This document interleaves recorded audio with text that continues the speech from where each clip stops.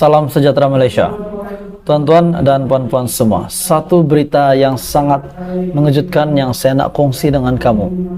Nampaknya seorang lagi adun meletak jawatan, dan sebab beliau meletak jawatan pasti mengejutkan kamu semua. Hari ini daripada Sinar Harian, satu tajuk berita yang saya nak kongsi dengan kamu: tercalon Speaker Parlimen Johari letak jawatan, adun gurun. Seorang lagi adun meletak jawatan.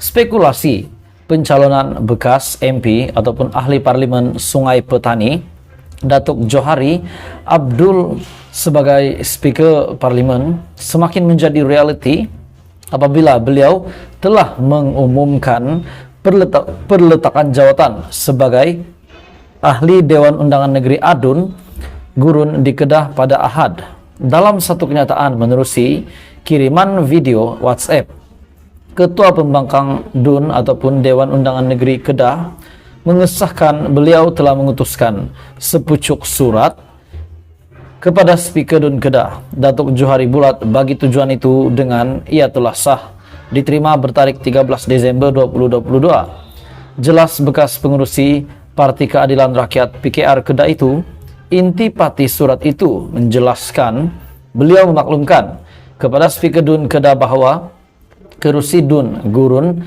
yang disandangnya sebelum ini dikosongkan berkuat kuasa serta merta pada tarikh surat dihantar. Jadi sekiranya dikosongkan, adakah akan ada lagi PRN pada akan datang di Kedah? Di kesempatan ini saya ingin mengucapkan ribuan terima kasih kepada Datuk Speaker yang telah memberi ruang kepada saya untuk mengambil sebahagian secara aktif dalam DUN Kedah. Saya ingin mengucapkan terima kasih tidak terhingga kepada seluruh rakyat gurun dan pengundi-pengundi saya di sana.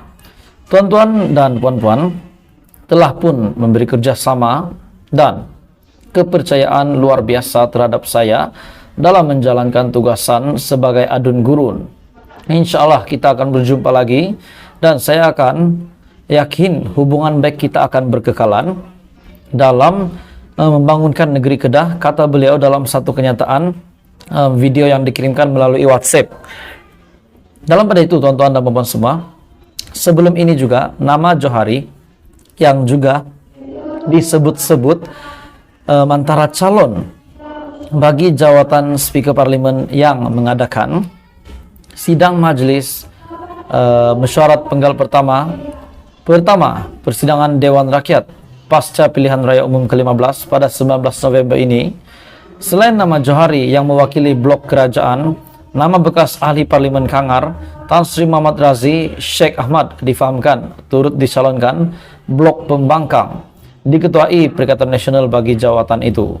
Dan berdasarkan aturan urusan mesyuarat Dewan Rakyat, usul undi percaya terhadap pimpinan Perdana Menteri Datuk Seri Anwar Ibrahim diletakkan sebagai urusan persidangan paling utama, diikuti Speaker yang dipertua Dewan Rakyat yang baharu.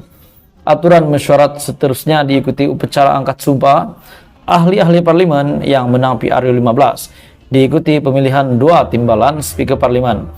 Dalam pada itu, pada 2 Disember yang lepas, media ada melaporkan Tan Sri Azhar Azizan Harun mengesahkan akan mengosongkan kedudukannya yang sebagai yang dipertua Dewan Rakyat sebelum Parlimen bersidang. Bagi jawatan timbalan Speaker Parlimen, ahli parlimen lanang daripada DAP Elis Lau dan ahli parlimen Cameron Highland Ramli Muhammad Nur daripada BN dilapor dicalonkan bagi blok kerajaan. Jadi satu lagi adun yang telah meletakkan jawatan yaitu adun gurun, di mana mempunyai satu kabar angin beliau ini tercalon Speaker Parlimen Johari letak jawatan adun gurun. Jadi apa komen anda berita hari ini? Seorang lagi adun telah meletakkan jawatan. Adakah ada PRN lagi akan diadakan di Kedah pada masa yang terdekat ini? Di mana spekulasi pencalonan bekas ahli parlimen Sungai Petani Datuk Johari Abdul sebagai Speaker Parlimen semakin menjadi realiti apabila beliau telah mengumumkan perletakan jawatan sebagai adun gurun di Kedah pada hari ini. Tuan-tuan dan puan-puan semua, MOU, permuafakatan, perjanjian kerajaan perpaduan yang baru saja dimeteraikan beberapa hari, nampaknya banyak lagi puak-puak seberang, banyak lagi pemimpin-pemimpin yang lain, pemimpin terkenal politik, pemimpin terkenal di dalam pembangkang dan juga pengurus CPN sendiri meroyan. Mereka masih tak puas hati, masih mempertikaikan, dan mereka kata MOU yang sudah dimeteraikan, yang sudah ditandatangani oleh pemimpin-pemimpin di dalam parti-parti gabungan politik dalam kerajaan perpaduan tidak sah. Mereka kata, Muhyiddin Yassin kata, Perikatan Nasional kata, MOU itu tidak sah karena tidak berperlembagaan. Dan mereka ada juga yang mengambil keputusan mendakwa bahwa kerajaan hari ini adalah kerajaan kembiri luar tabii. Ini sangat tidak baik, tuan-tuan dan puan-puan. Bagi saya, apa yang diputuskan oleh Datuk Seri Anwar Ibrahim adalah terbaik untuk mengelak langkah Sheraton dan juga kerajaan Tebuk Atap. Tapi sebelum saya meneruskan hujah hari ini, sebelum saya menyampaikan kepada Anda satu berita yang sangat mengejutkan daripada Timbalan Perdana Menteri Fadila Yusof, di mana MOU pembangkang boleh bawa ke mahkamah jika tak setuju. Tajuk berita yang sangat hangat hari ini. Tapi sebelum saya teruskan, tolong tekan butang subscribe supaya kamu tidak terlepas perkembangan terkini daripada channel ini. Tuan-tuan dan puan-puan semua, pada 17 Desember, satu kenyataan daripada Sinar Harian. Dakwaan, perjanjian, persefahaman, kerjasama bagi membentuk kerajaan perpaduan sebagai tidak berperlembagaan dan akan membawa kepada pemerintahan diktator adalah tidak benar, kata Timbalan Perdana Menteri Datuk Seri Fadila Yusof. Timbalan Perdana Menteri akhirnya bersuara. Beliau juga berkata, perjanjian persefahaman jelas menyatakan ke semua parti komponen dalam kerajaan masih boleh berunding sesama sendiri bagi mencapai satu kata sepakat. Dalam perjanjian itu juga menyatakan mana-mana pihak kerajaan yang tidak berpuas hati hendaklah berunding dengan semua parti yang membentuk kerajaan perpaduan. Jadi kita berundinglah. Memang Datuk Seri Anwar Ibrahim membuat satu ketetapan di mana ahli parlimen ataupun menteri-menteri, timbalan menteri dan semua yang mempunyai jawatan di dalam kerajaan perpaduan, sekiranya mereka tak undi, tidak mengikut apa yang tidak menuruti apa arahan daripada atasan, daripada kepimpinan atas kerajaan perpaduan, mereka boleh mengosongkan kursi mereka. Sekiranya mereka nak tinggalkan ataupun tak percaya ataupun tidak menyokong apa-apa kenyataan daripada Perdana Menteri, mereka boleh mengosongkan kursi. Namun perbincangan memang perlu diadakan, rundingan perlu diadakan. Jadi menurut Timbalan Perdana Menteri Datuk Seri Fadila Yusof, beliau telah membuat kenyataan mereka boleh berunding, tidak masalah.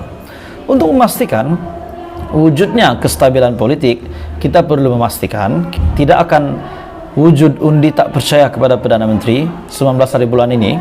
Kita ada 3 Perdana Menteri sebelum ini, dan satu daripada sebabnya kerana isu undi tak percaya, katanya dalam sidang media. Timbalan Perdana Menteri juga berkata, Datuk Seri Fadila Yusof berkata, matlamat asas perjanjian persefahaman itu adalah untuk menjamin kestabilan politik yang akan memberi impak positif kepada rakyat dan ekonomi negara. Ini yang rakyat mahu, kestabilan politik di Malaysia.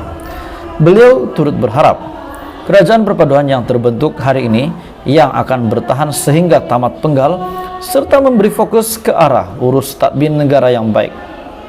Terdahulu juga media melaporkan ahli parlimen Masjid Tanah Datuk Mas Ermiyati Samsudin dalam kenyataannya melontarkan dakwaan sedemikian serta menyebut perjanjian persefahaman berkenaan adalah haram, berbahaya dan tidak boleh dikuatkuasakan menurutnya.